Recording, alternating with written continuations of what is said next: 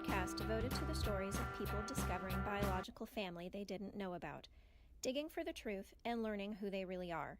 I'm Jody Klugman-Rabb, a licensed marriage and family therapist with my own DNA story. My name is Christina Fitzgibbons. I'm a genetic and investigative genealogist.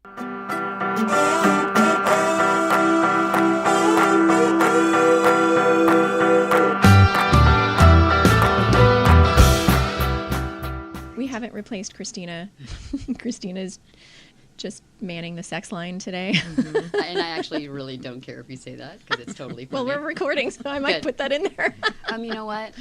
Everybody's got to make a living. I'm actually proud of my ability to hold down 2 jobs. Oh.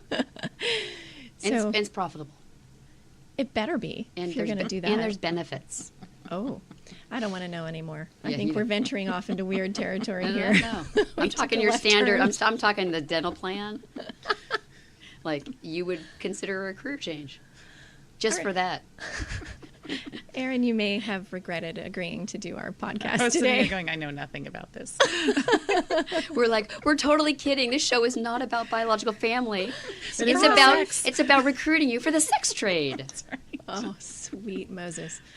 All right. Hi and welcome. Good morning. Well, I'm going to take that opportunity to introduce Aaryn Pratt, a friend of mine from when our kids were in preschool together.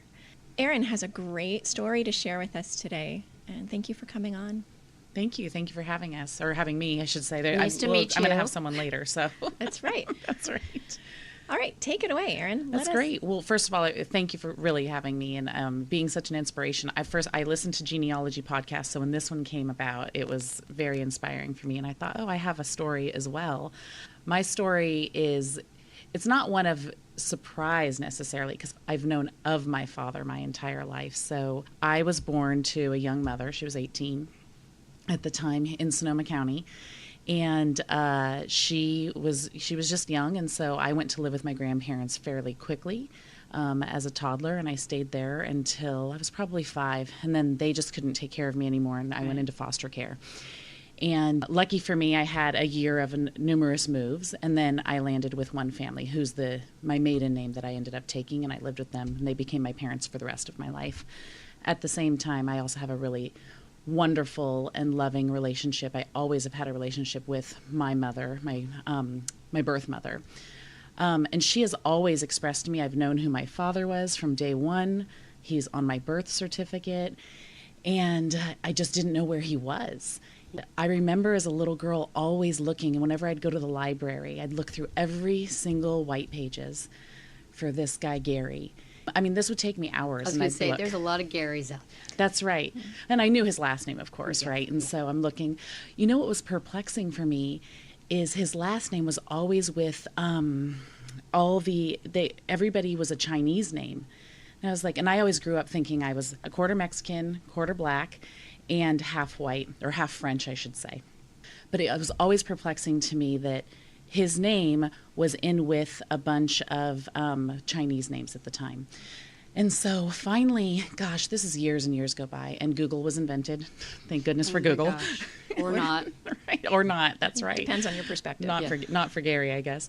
And so Poor Gary. Right. I was at work in my mid-20s, and it just popped in my head. I hadn't been to a library in years. And I was like, I'm going to Google this guy and see, what comes up. And I knew his wife's name, too. Oh, my God. Because my mom had met her as well. And I'm sorry. Yes. He married? He was married. And so the story is with Gary that my mom had met him in high school. She was walking home from Hillsburg High one day. Here's this cute guy walking along the street. He was in town, I guess, for a Job Corps. And he was walking with one of her friends, and he came up and approached her, and that was the beginning of her, high school love. He was in and out through Job Corps, and he lived in L.A. That's where his home was, where he grew up. And she would visit him, and he would visit her and come back to Hillsburg. He loved to walk her home, and she loved that. But that was really her first true love. And he joined the Air Force, and she went to visit him one day. He was back on, and he was saying all this time that he wanted to marry her, and she's like, it was officer and a gentleman, and she's just this young girl, and She was so excited about it, and she was like, he was so handsome. So she went to visit him one day when he was home from leave, I guess on leave, and she's at his father's house, and there's a picture of a woman there, and she's like, "Who's that?" And his father says, "Oh, that's Gary's wife." Oh. And so my mom Nice had going, no idea, Gary. right? Oh. So but this whole time he's like, according to my mother, he's writing her letters. She's visiting him on multiple bases, where he's traveling, and she had no idea that this had gone on. He had a whole separate life going on. He did. Did he have children? Or he was young? But... Well, he was young. So here's what happened. He ended up getting that woman pregnant, and so I have a sister whom I've known about my whole life. She's 7.5 months older than me. So if you listen to my cousin Anthony's, he has a sister who's 6 months older. 6? Sure. Oh, yeah. Yeah. It's a busy 3 months. Fascinating. Right. These things happen. Of They're course young they do. and Well, they happen with multiple lives. right. They Yes. sure do. That's right. All right. So that's when my mom found out. And sometimes the details, by the way, come from my mom, and then I hear them now from my sister, whom I know. And they're confusing to me, and I'm trying to place them all in my head in a timeline. But yeah, so she was born 7.5 months earlier than me. So my mom ended up telling Gary that she was also pregnant with me. The last time she saw him, she went to get services and get help. And he said, "Did you tell them that I'm the father?" And she said, "Yes." And he got so mad. Oh, yeah, I bet. And in fact, just this week, my mother and I were talking about this. And I said, well, I believe, I could be wrong, that in the military, if you're married and you have an affair and you have multiple children, that's big trouble. So that makes sense that he would get so mad. I wonder if that's a dishonorable discharge. That's what I thought, but I'm not sure. Well, it also could be they know where to find you to pay. Sure. And truly, because everything's money. Yeah. Sure, that's right. So he probably was then going to be On the hook he would- financially. well, and also his employer was going to know when. That's right. Well, and his wife, I don't think at the time knew Yeah. about my mother. So and you. And me. So my mom, she says, she still talks about this. She says, so I turned around and I left him. I caught a bus, or I hitchhiked back to Northern California. This and she was in LA. 18-ish. That's right. And she said that was the last time she had seen him when she told him I was pregnant. So then he's at one of the bases up here in Northern California. My mom's 8 months pregnant, and she went to see him to get her car or something. You know, young love and all with all that stuff. So she went to get a car from him that was hers. And that's when she pulled up and she'd seen the wife for the first time. Wow. Gary, and my sister, my older sister, was on the wife's hip. And that's when my mom found out that there was another baby. So that explained to your mother why he was so upset? That's right. Wow. So besides having a wife that she found out about, but yes. And that's all the story I've known my whole life, is just the last time she really saw him, they were really mean to her. It was really devastating. She was a young girl with her brothers. They were accusing her of all terrible things, and she was done. And so she went off. She raised me. Had a couple of I have other siblings. I have many siblings. And then I lived with my grandparents, and then I ended up in foster care for a little bit. My mom she was a young mom. You know, life happens. How old were you when you went into foster care? Gosh, I was 4 or 5. I feel like the older I get, the more jumbled things get. And I used to have such a good memory. I think I was 4 or 5. But that feels like a lifetime ago anyway. It sure was, yeah. What was that like as a 4-year-old? Did you understand what was happening? No, and it happened like so quickly over a short period of time, because I was removed from my grandparents' home, then I was returned, then I was removed again. I think the hardest part is what I always tell people is I always felt loved. There was just neglect. My grandparents were alcoholics. What was that? Their grandparents. Their grandparents. And, well, it was my grandmother and her boyfriend.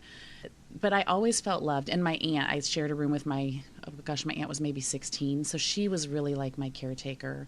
So it was sad for me, obviously, to be removed and then to be removed again. And it was the manner of which the removal happened. The first removal was from my grandparents' trailer. The second removal was in the middle of kindergarten. That was probably the hardest and most embarrassing. And they just took me right out of school, and I didn't go home and see my family. And after the second removal, I never went back. So then I just started. It was a year of, I think I moved 9 times within a year. I was first grade, maybe.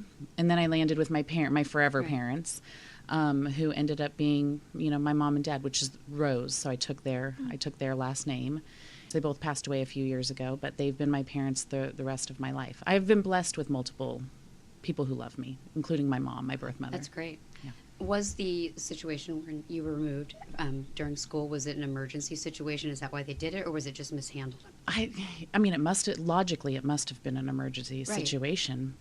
As me in that situation, I don't remember anything tragic happening. Yeah. But what's interesting about that story? My uncle's the one that called CPS.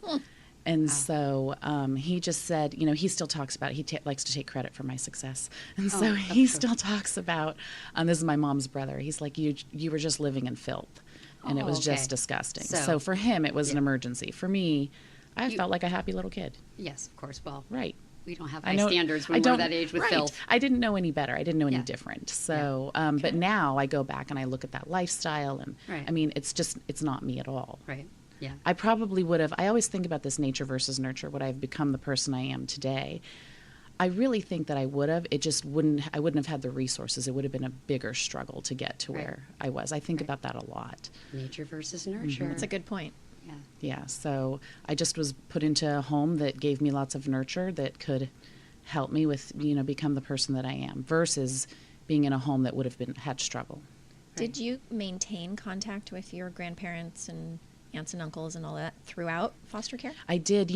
My parents always I always had a relationship. My aunts and uncles would come and visit. In fact, when I was married, I had my father, who raised me, walk me down the aisle, along with my uncle, not the one who called. I love him too.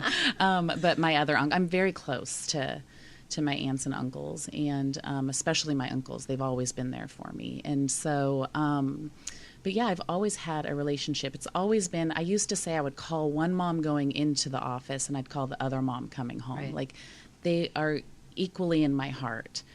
It's hard to explain. Like, people don't understand it all. I completely understand. And I actually tell this to people who are looking for family.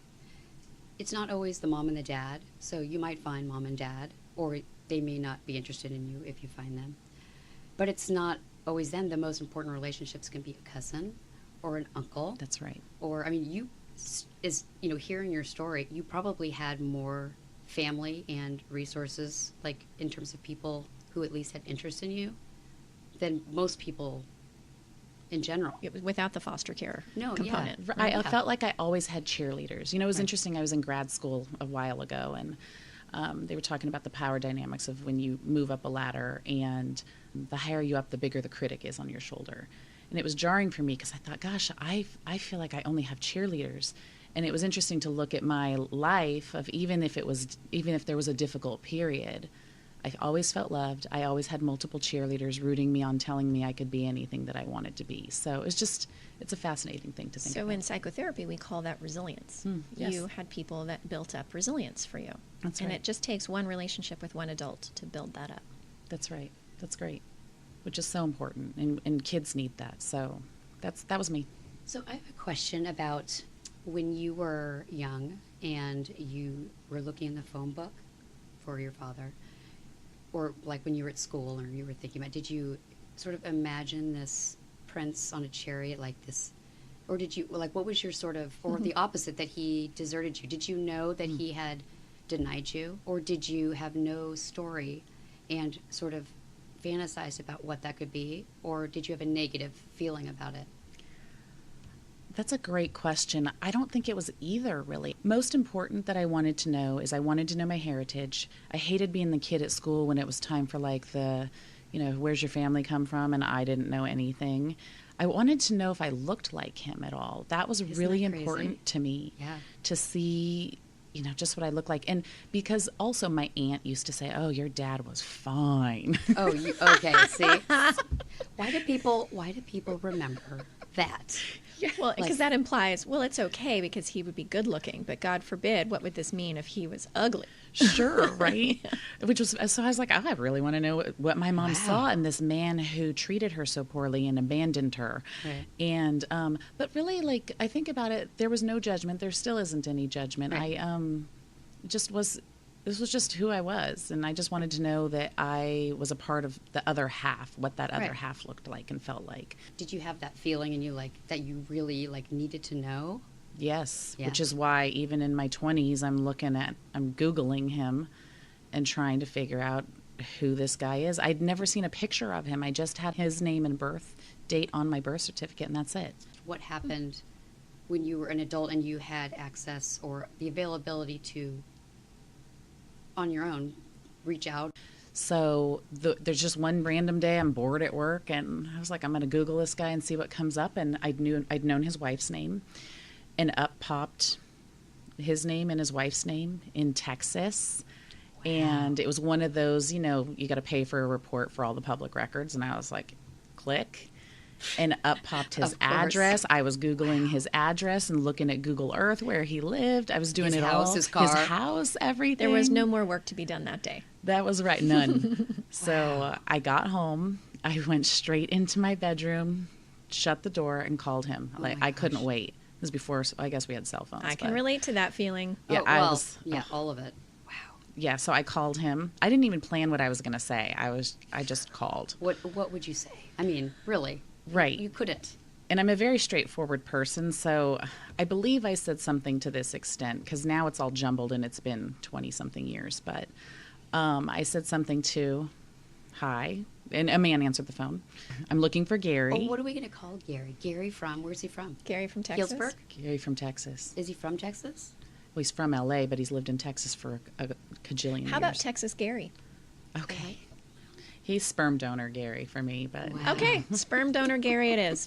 I called, and I said, may I speak with Gary? He said, this is Gary. I gave him my birth name, and I said, my mother was Donna. I believe that you're my father. And immediately, I don't even think he hesitated, if I recall. It was an immediate denial.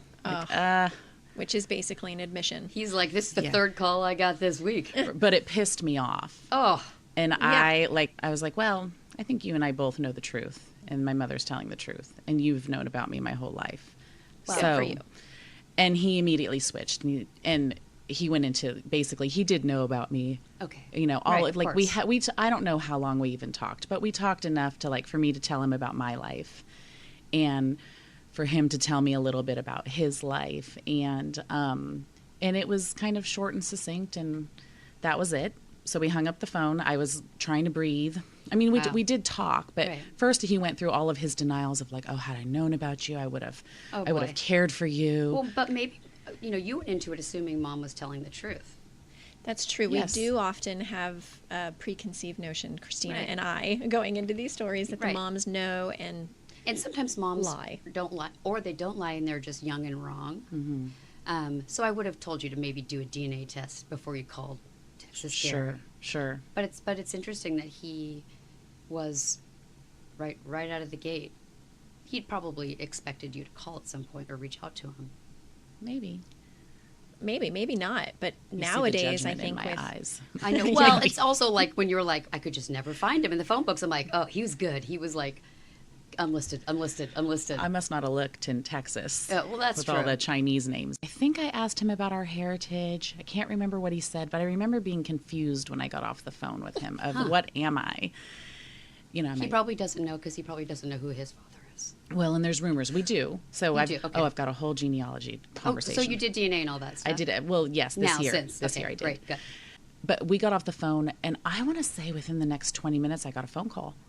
Ooh. And it was my sister, who's 7.5 months older than me. Wow. Jen. That was so fast. So fast. See, the siblings. I have goosebumps talking. I love her. I love you, Jen.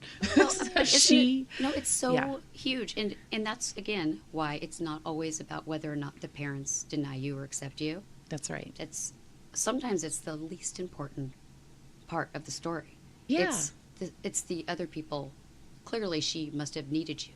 She's the connector. Reached out. Yeah, she would tell you that today as well. She's the connector in the family. So here's what Jen did for me is we have known about you for a long time. Oh, see, that's Don't so let sad. anything that he says get in the way of that.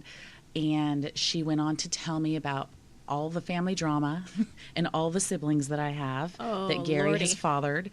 So I had a feeling that was the case. Oh, yeah. So Gary has, with his wife that he had since my mother, he has 3 daughters. So I have 3 sisters from that set of parents. And then somewhere in the middle of that, he and his wife divorced, and he has 2 sons in Florida. And then he and his wife remarried. Ooh, wife one? Wife one. Wow. He's scandalous. My mom this week's like, he's such a hoe. He really Okay, did you know donate what? a lot of sperm. No offense to my father, but he's got 6 kids, 3 different women. I would never have thought that your story sounded abnormal to me. Sure. We have a different barometer for what's normal I over know. here. Right. Yeah. Exactly. The listeners are all like, "Well, my dad had," and then Yeah. it's My poor husband, it's just him and his brother and his mom and dad. Oh, And he then there's needs me. some more drama. Boring. Yeah. Yes, and then there's me. well, my husband says he needs an abacus to figure out which sibling goes with which That's right. mother. So he's like, so your dad was married to this one and here, and then this one, and then it's exactly the same thing. That's right. It's normal in my But he would family, admit, even on my mom's he would side. admit that he had a good time, and So he I'm would not trying to be keep offended. track. 3 and 2. So that's And me. 5. So 6. Are From there, your father. Are there more? Well, Probably. we just found out this week there's one more. Oh, yeah. Stop it. I'm on a search. Maybe you can help us find her. What? So Yeah. Hold on a second. Let's just take a beat right here. Jen is going to have to tell you this. She found this out. Okay, yeah. Let's wait and we'll patch that in. This is her story. Oh, I'm sitting up in my seat. This is exciting. Jen validated for me what Gary couldn't, and which is okay. I shortly thereafter, I went on a road trip with my husband. We were traveling through Texas. Jen calls and says, "They're coming to your hotel." Wow. This is all within an hour. I felt like I was on Oprah. They, Oh, meaning... Gary, his wife, and one of my sisters. Holy Not shit. Jen, my Irish twin. This was We're- like a blindsided kind of... It was, but that's okay. Yeah. I was like, all right, we can do this. And So you were in their town to see Jen, no, we were traveling across the country. right? But you were at No intention no to see intention. family. No, we were traveling, but Dallas Got was it. one of Okay. our stops, That's okay. and she knew Dallas was one of our stops. She Got it. arranged all That's- this from okay. wherever she lived in Texas. So they come, and she's like, "What hotel are you staying at?" They're going to come. So I was like, "Okay," because he lives in a little suburb outside Dallas. Before he gets there, one of the sisters calls me, and basically she expresses, and this is the only conversation I've ever had with her, and this was 20-something years ago. Oh my gosh. She expresses that what happened with her brothers, remember the second family, Yeah. was too difficult for her. She doesn't think she can build a relationship, and she's not interested in meeting me. Wow. I'm sorry. But it is what it is. Like, Yeah. I honestly didn't feel. I mean, it is their loss. I'm like, that's their loss. Like, I Of course. can't own it. And honestly, my bucket is I have so many siblings all over the place that I'm like, that's fine. So Well, it's an interesting idea that she brought in the history of other relationships Sure. to yours. sure, And it is a loss. yeah, It is. I mean, for But she really handled for it her. decently. she did. She called me. She was honest. Yeah. I have to respect that. Good. Of course, yeah. I haven't tried to force it. We're not friends on Facebook. I'm friends with one of the brothers and 2 of the sisters, and that's okay. That is absolutely her choice. I can see what's going on in her life through the Of sister course. stuff, Yeah. so it doesn't worry me. So that was before I met Gary. So I went downstairs, and there he was, there his wife was, there was my sister, a younger sister. But I had 2 thoughts. The first thought when I saw him was, those are my eyes. I was going to ask you if you look like him. Which was really a juxtaposition for me because I look like a spitting image of my mother. Except for the eyes. But I Or even still thought with my the eyes eyes. were my mom's. Yeah. So seeing that, Wow. like it shocked me. And it also felt so good. I was like, because, growing up, I'm like, oh, is that my dad? Is that my dad? Walking down the street, like, I don't know, like, See? who do I look like? I just wanted to know I looked like the other half. Those were my eyes. So that was actually a wonderful feeling. And then he and I went outside and spoke while my husband and the wife and my sister hung out inside. But the wife was watching everything, every move. And She was watching every move. oh yeah, Oh, okay. So is she running the show? Yeah. yes, I believe so. Yeah. And so, but he's not an innocent man, so Well, let's not give somebody's her got to credit. rein in sperm donor Gary. It sounds like Oh. yeah. He's put her through the ringer too. I mean, Oh, I'm sure. Yeah, but interesting. sure. So in the meantime, we went outside. I gave him a hug, or we hugged. And so my second thought was, because my parents were nervous about this, by the way. They were nervous about me. They were happy for me and nervous about what might become. Absolutely. And I hugged him and I thought, this is not my dad. Oh, yeah. And it just wasn't. My dad was a big, strong, Right. loving, wonderful man. Not that Gary isn't any of those things. It just wasn't my dad. Right. So I didn't feel that, like, You didn't feel a connection. no, Okay. which was okay. And that's the only time I've ever seen him. That's the last time I've spoken to him, Why is all that? those years ago. You haven't, or he hasn't. I think he may be, like, curious or interested, but I think that they've got their own life in Texas, and I think his wife is not letting it happen a little bit, and he's not owning it. He's a grown man. He Yeah, could but own that's it what I'm if going he to say. wanted. You Sure. know, if they've got their own life in Texas, is not a real, like, excuse. Sure. But he's also not a father to the other two sons. Like, he's I know full it's of not you. abandonment, It's right? Clearly, it's, yeah. Full of abandonment. That is a great visual. Well, and did you ever find out what his story was? So how I did did. he become a man who Abandons. Again, it's the abandoning. It's not getting people pregnant and having. Sure. Right. It's like and it could be that he, I mean, a million reasons. You can share it with us, but that's pretty, a big part of the story. Sure, it is. We found out everything, I think, much of the story this year. So I did send them, like, here's a Christmas card. I sent them an invitation to, I believe I sent them an invitation to my wedding. It's been so long. And my sister has since told me, oh, you sent that Christmas card of the kids. They had it on their mantelpiece. And I was like, all right, that Wow. tells me that there's something there. But honestly, like, I don't know that I even wanted to try. I just wanted to complete the picture. I look like someone. I semi know my heritage. Still semi. Well, I do. I know it now. Are you But as Asian? of them, I am a little Asian. I'm a little Native American. I mean, when you look at my ancestry, Oh, I I can't am wait. all over the place. Wow. I am a very global citizen. Neither of those I would have picked up on by looking at you. Sure. Otherwise. Everyone thinks I'm Italian. I can see a little Native American. Mm-hmm. Yeah, I That can was see new for me this year. So I can't remember. It's like 4%. And I'm like, also with the new updated ancestry, I'm also a little, was it Vietnamese? Wow. Which Really? was the name. Oh, so when I was at work, I used to teach in this one company I worked with, senior citizens, and we were doing a diversity and inclusion session. So we were talking about the meaning of a name. And I was like, well, my name was Kin growing up. And I said, well, and that to me, my father was Mexican. They're like, that's not Mexican, that's Chinese. And I was like, what? So the whole thing was confusing to me. Wow.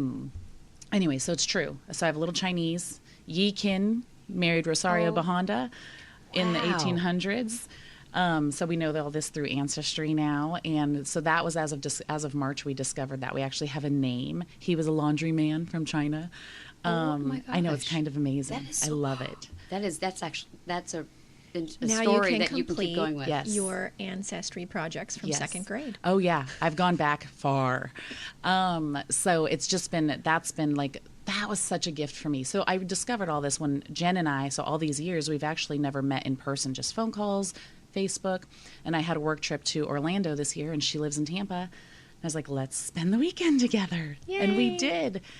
And it was amazing. Wow. And I think you mentioned it earlier, but like, I think that she's probably the missing link for me. I'm sure. And the connection. And so what we were able to do is I brought my little ancestry, we worked through everything, but also it was about matching up our parents' stories. She spoke to my mother on the phone, and we just matched up the stories.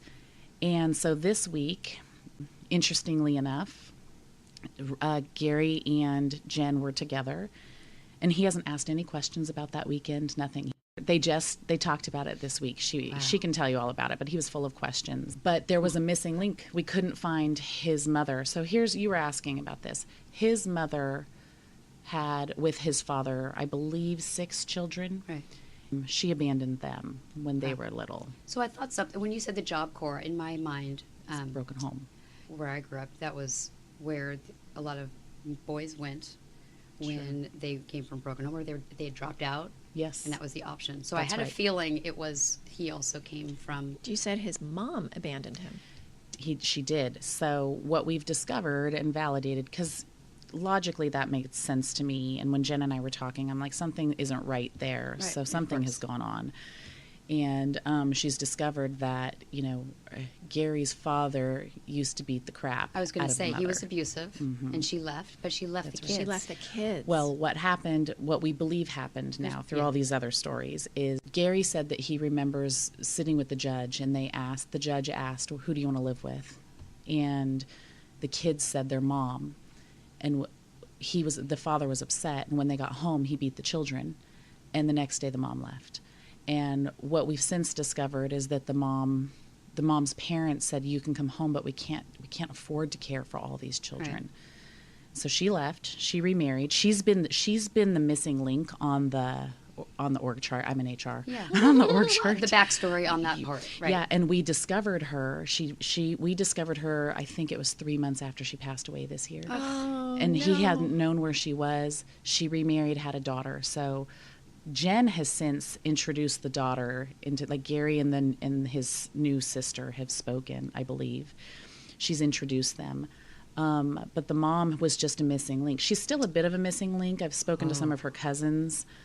I can't find records on her for some things. I know. I'm a little interested in that. But So, yeah. And those, when you think about sort of how we do that today with, services for women, and I mean, that kind of stuff is like even in Marin where we are, it's like the number one crime is against women. Yes. And that's right. So back then, hearing that she had no backup at all, including basically getting her ass kicked. That's right. And the kids getting beaten when they chose her. Yeah.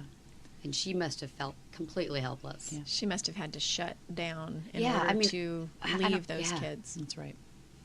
Oh, I mean, I can't even imagine. And they were a military family. She was also in the military where they met. They're here in LA, and all of her family is East Coast. She picked up and changed her entire life. There's a lot in that story that's useful Yes. for people to hear. Sure. It's humbling for some people to hear, too. Yes, Sure. and it does help explain Gary's behavior. It's intergenerational, and it probably wasn't just his mother either. I bet there was something else even further up the genealogical tree, that it just comes down intergenerationally, and each new generation behaves based on what was done before, sometimes without even knowing. Sure. And that's what worries me. So when Jen and I got together and she's telling me stories of her childhood, what she said to me that stuck with me is, I always wondered who had it better, you or me. Wow. And after hearing her stories, and they moved around a lot, and I think I don't think her life was easy. I'm like, I think I had one tough year. I think I had it better. Yeah. So, wow. I hear that a lot in adoption stories. Sure. When adoptees meet with their bio siblings, and there's connection to be made there. Yeah, who had it better? Yeah. There's two brothers here in Marin who were both given up for adoption to different families, and they went to two separate families. One was very, very wealthy, and the other was they really struggled. Working class. And he was like, how come he got the rich family? Yeah. And I was like, oh, you don't even know what went on in that house, though. Yeah. Like, really different. Yeah, but it was the grass is not always greener. No. There's truth and transparency. And so Jen and her dad and mom sat down this week and actually talked about a lot of it. And she expressed to him that, I guess he asked something like, how did she even know about me? And she's like, well, you're on her birth certificate. So that was a shock for him, supposedly. For him and her, what I discovered when we were in Orlando is that I was the secret love child. Like, that's what she didn't know about me until she was in 7th grade, maybe. And how she found out about me is they were at his grandfather's funeral, my grandfather's funeral. And she says there was a woman and a girl in the back of the church. And that's how she discovered they thought it was me. And I was like, well, I need to tell you, Jen, I know what I was doing when I was in 7th grade, and I was not at his funeral. So we must have like another sibling out there. And this week, that is confirmed. The girl in the back of the church we have an older sibling, which I don't even know how that's even possible. Holy you know what? hell. Just think back to science class, right? Yeah. It was probably like 15. It just takes one time. And it all starts working when you're a young teen. Yes. And he's traveling the States. Raging hormones. Yes. Depositing Apparently sperm he was fine. everywhere. Wow, well, the Job Corps certainly wasn't keeping a close eye on him. No. He had a different kind of job, evidently. So we discovered this week we have another sister, so we're trying to figure out like what's her actual real name, and he said don't go try to find her, and I was like, well, of course we're gonna go try to find her. Well, she might need you. Right, Like, you're right. Yeah, she might want family. Like, you were compelled to keep finding until you found, and you satisfied that need.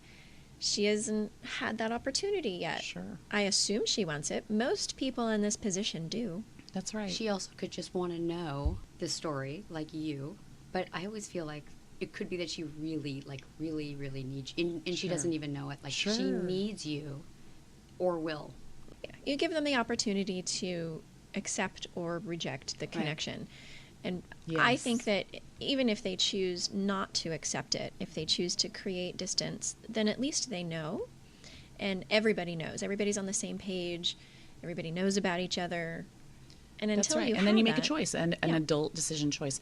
You know, it's interesting because I've listened to your podcast and you talk about connection. And all these years, Jen and I have spoken in and out. We have friends on Facebook. But it wasn't until I left her in Orlando that I felt like I needed her. Like, I'll drive home. I'm like, I need to talk to Jen. Like, I just need, like, there's a connection there that's so different. I think it's also because we were the first, and the stories match up, and it's just wonderful. So it's just nice to have that connection in a different, She sounds like a kindred spirit for you. Yeah, it's great. And you were raised separately. We were raised separately. I believe we were raised differently. Okay. I was nervous about meeting her because I wasn't sure with how we were raised, how we were going to end up being. Right. And would there be enough commonality? That's right. She was a young mom herself. She left their home when she was very young, at 16, I believe. So it just continues. That's right. She has 3 children who are all adults, and she's an amazing mom. And so we just, I have young kids. I started late, and education was most important to me. Right. Like, we were very different, yet there's just an innate connection with her that I cherish and I yearn for. Shall we get her on the phone? All I can get. Oh. Publisher's Clearinghouse. Hello. Hi, is this Jen? It is, Jen. How are you? Hi, Jen. This is Jody Klugman-Rabb, and I have Christina Fitzgibbons here. Hi, nice to meet you. And your sister. Hi. Hi. We've been hearing all the details. This is a great story. It is a great story. Okay, good. And I love that you and Aaryn are so close. Me too. Oh, my God. When we physically got together for that week, for our weekend, he was like my piece that I feel like has been missing my entire life. Oh, she's tearing up right now. Well, That's and we so knew nice. about the weekend. We heard about the weekend, so it was equally important to her. But see how that happens. See, there's always fun to be had in Orlando, right? That's right. Shout out to our Florida market, by the way. We just learned that you both figured out you have another sister, the chick that was in the back of the church. Yes. Let's hear about it. Okay, well, I don't know a whole lot. Oh, well, I have a feeling you do.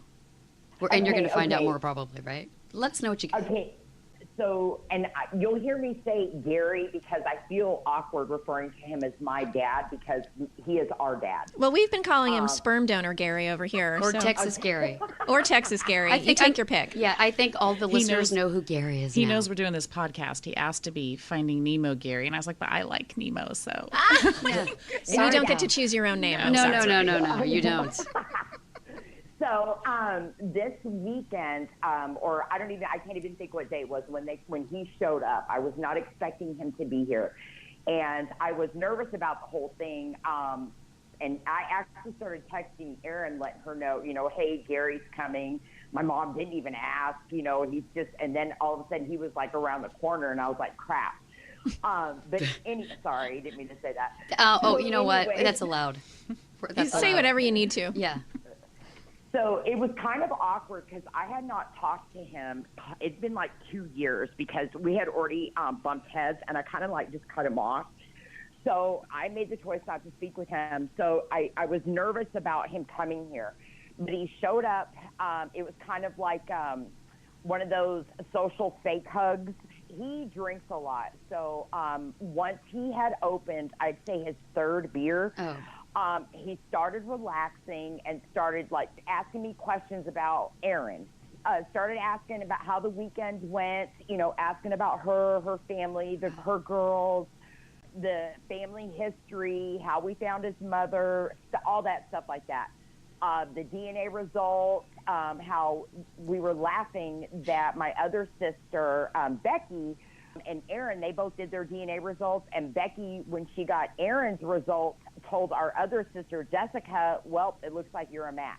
I remember So, Jessica's the one that called me and didn't want to have a relationship. Got it. So, but it confirmed to okay. her. But confirmed to her that you were the sister. Sure. A little Correct. I know. little victory there, Yeah. right? Let's see. I'm real. That's right. Yeah, absolutely. And then throughout this time, maybe an hour and a half, 2 hours had already passed because he's asking me questions. I'm answering the best that I can. He said there was another one and that we could have another sister. And I said, who? And he said the mother came to our grandfather's funeral, Oscar, and brought her and told Gary, this is your daughter. Oh. He doesn't know her name. Okay. And I said, well, what was the girlfriend's name? And he goes, I'm not telling you because you're going to look her up. He said, Well, hell yeah. We're going to find it. Right? Come on now. And so he said her name was Frida. And now I don't know how you spell it. Yeah. And Christina will I'm- figure it I'm out by the end of the resourceful. podcast. Even if she's got Frida with 2 E's, I'll figure it out. oh, I didn't even think Frida was two E's. I know, but Okay. I do. That's where I go. Okay, and then I want to say he said the last name was Perez. It was a Hispanic You know what? last name. Seriously. Get this woman a computer. She'll figure it Yeah, I out know. inside of 5 minutes. Perez and Rodriguez, I always say I'm like the worst because it's like the Smith. They're the Smith of the Hispanic right. world. Oh, I'm but I'll- Googling. Yes. Oh, I'll find you, Frida. No, just kidding. Did he say he thinks he's the father or just that this woman said that? This is not the first time I heard about her, and I thought Okay. it was always Aaryn. This is another I was not the girl in the back of the church. No. Yeah. Of course, you would think that there would only be one because God forbid you have more than one of these stories. And but he was so young. yeah, I hate to tell you this, but there may even be more. there's But probably he's more. A girl Fertile. maker. He's fertile Myrtle. He Well, is a girl maker. You're he's a right. girl maker. Minus his 2 boys, but yeah, he is a girl maker. My dad had five girls before he had a boy, so. So then he told me, he said, I didn't believe her because she didn't look like me. And I'm like, well, that means boy. nothing. He had an excuse with my mom too. Yeah. Yeah. And I said, that doesn't mean anything. He said, well, leave it alone. Okay.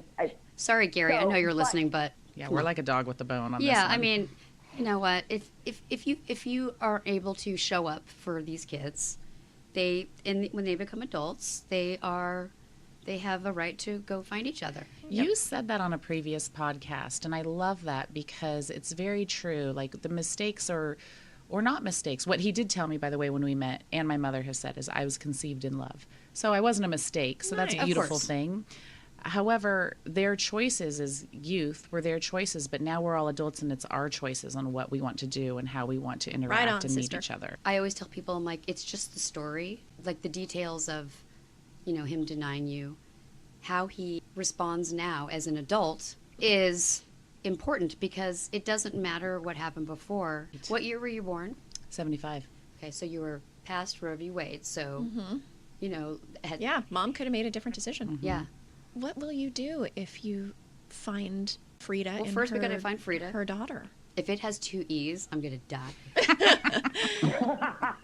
What will you both do? How will you approach this? Well, my style Well- is, when we find her, I think we'll call her. Oh, Jen, we should call her together. Oh, Yes. yes, and you have to record it. Yes. Yeah, we can do a follow-up. We should Jen's call laughing her because she's like, together. ha, ha, ha. Wait, really? Jen Are we doing knows. that? She knows. Oh, yeah, she's like, Jen's the honest one. Yeah. And remember, she's the one that called and validated for me right after I Right. got off the phone with Gary of like, you are real and we know about you. So, Yes.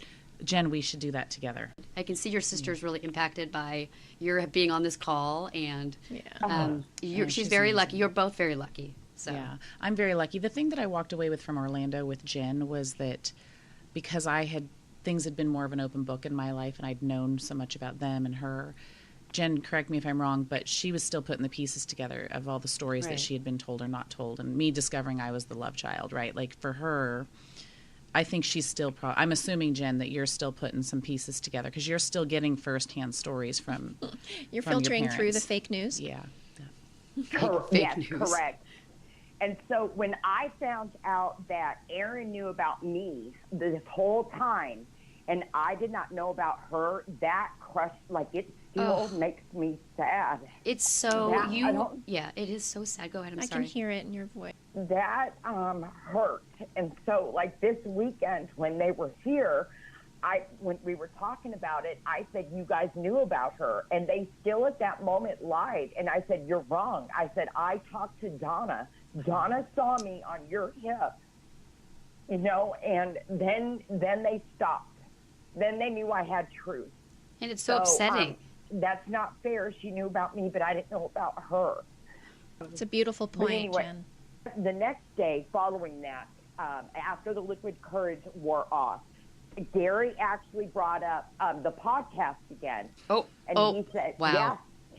He said, when are you going to do this? And I said, well, it's her story. I said, right. So I'm not sure how I'm going to, you know, participate, but she invited me, and I said, whatever she wants to do, she's my sister, and I support her 100%.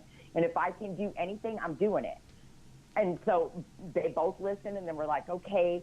But I think since then, like every piece, we were watching a movie, and he's like, yeah, that looks like the town where I met Donna. It's interesting to me that he's very interested in what is going to happen with this podcast and be said by other people who don't know him. I'd like to point out that because you guys stuck with, this is a story that belongs to the person who's discovering it. And at one point, Gary owned a piece of the story, and he chose to remove himself. So, sorry, Gary, but you don't have any claim on what happens to the information at this point. And Jen, some of this is your story as well as Aaryn's. Right. And while she's the main character of this podcast, you're also a character because you're discovering family alongside of this. And now both of you are discovering another sister. My point in bringing this up is that you guys drove your boundaries. You said, this is what I need, and I'm going to keep pursuing this. And sorry if you guys don't appreciate it or like it, or if it's intrusive to your life, but this is good for me and my life. And so this is the benefit of what happens when you do that. Most of the time, people will fall in line and respect that and say, oh, okay, fine, we'll play along now. Occasionally, you'll have the people in the family who won't, and they'll cut you off, and that's been my personal experience. But most of the time, you toe your own boundaries, and people will follow. That's right. We did it in spite of the dishonesty or sometimes the truth, but we did it in spite of. We needed it. Yeah. What you lost is significant. Huge. And I was taken away from my sister for a year, and it was the worst year ever. And I'm still pissed. You had people making choices for you. Yeah. And yes, as adults. As it's adults. Infuriating. It makes more sense when you're a kid because you don't have the wherewithal and all that. But as adults, there's no excuse for that. That's right. I agree. Yeah. So I think our next step is to find Frida. Once he said, oh, you guys don't want to, I was like, oh, hell yeah, we're looking. That's a challenge now. It is a challenge. Jen, I'm curious how this experience has changed any part of your relationship with your parents. Aaryn, and I tell her this, she's given me strength, like the strength that I have been missing that I need to be able to stand up for myself and let them know how I feel. And it is okay because it's about me and not about them. Like I said, Gary was coming here and I didn't know. I told Aaryn, I said, I'm going to go spend the night at my cousin's house. And then I was like, you know what? I'm not. This is my house. I'm not leaving. She's just given me strength to do things, and what she says, put things in my universe, be more positive and just not be scared and just take that step. And I already thought I was strong and brave, but she's making me stronger and braver. So it's been a positive. My daughter's happy for me. My sons are happy for me. Right. You know, the other sisters are a little uncomfortable, but, you know, it's okay. They're not there yet. No, they're not. And to each their own, and it'll happen when they're, you know, everybody's ready and when it's, you know, and that's fine. But I don't have to wait. I don't have to hold back because they're not. Right. So I embrace her. I love her. I'm proud of her. I show everybody her. I show everybody her girl. Yeah, Aaryn has a beautiful family. Yes, I'm like, she wears a size 10 shoe. I always used to get made fun of. We'll edit that out, Aaryn. That's right, I have big feet. I own it. But it's been positive. It's been happy. I feel good. And it's okay if there was stuff in the past because I had no control over it. It was the way I was raised and the way I was guided. But I mean, it's been a positive thing. I'm happy and grateful for her that we're together. I'm glad she reached out and I had that opportunity to know her. It's wonderful. Jen's given me truth and validation. It's been wonderful. And you mentioned it earlier before Jen got on, but I have a resilient sister with me, and it's wonderful. I wanted to ask a question about, you have different mothers. So what is your race? Jen, you want to go first? Okay, so my mother is Hispanic. Okay. So her mother is from Mexico, and then her father is Hispanic, but it's Portuguese. And then Gary is? Gary is some Whatever. Vietnamese. Gary, she said whatever.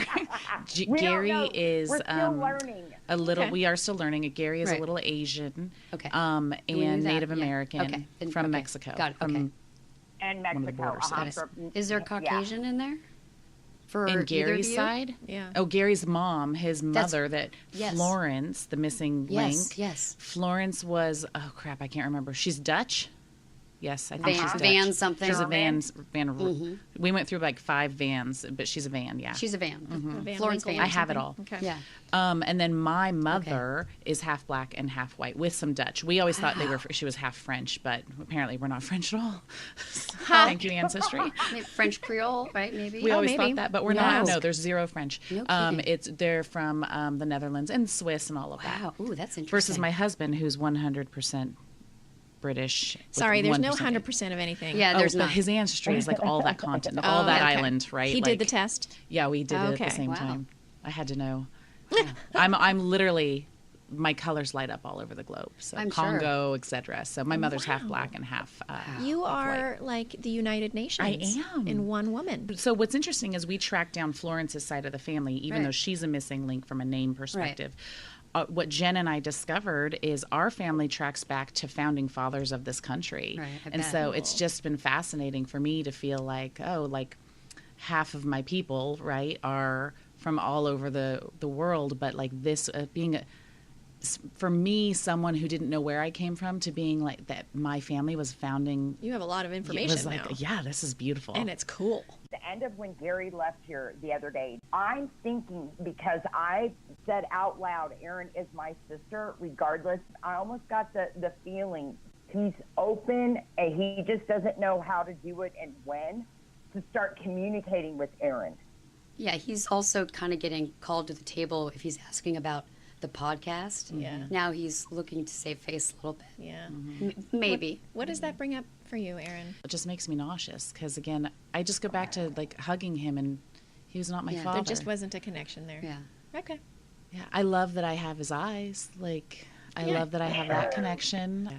I'm a very transparent person, so I suppose if and ready, he's when it just has to be full of truths. I can't handle like the Okay. misdirection. You'll and know. the, like, you will know immediately. white lies. All of that. So in stuff. other words, don't contact you unless you're ready for an authentic, Yes. truthful And- That's right. relationship. Yeah. Okay. And you that's right. better be humble yourself and That's right. be prepared to have a response from you. That's right. And as it relates to the relationship with my mother, and there's just zero judgment. My mom, like, it is what it is, and I'm grateful that she didn't, Right. Yeah. use her Roe versus Wade rights, right? Right. Like, I'm grateful Right. that I'm here, and Right. I've had a very blessed life. It hasn't been easy, but it is who I am. It's part of my story. So, I love your story. well, thank you. Thank you for sharing it with us. Thanks for having And us. thanks, Jen, for sharing it as well. Yes. Thank you for including me. I feel special.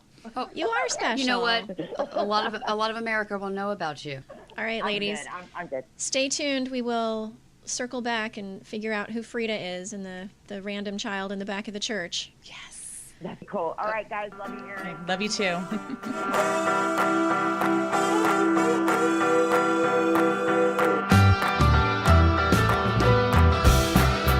We hoped you liked this episode, and if you did, please give it a 5-star review on iTunes, Google Play, and Podbean.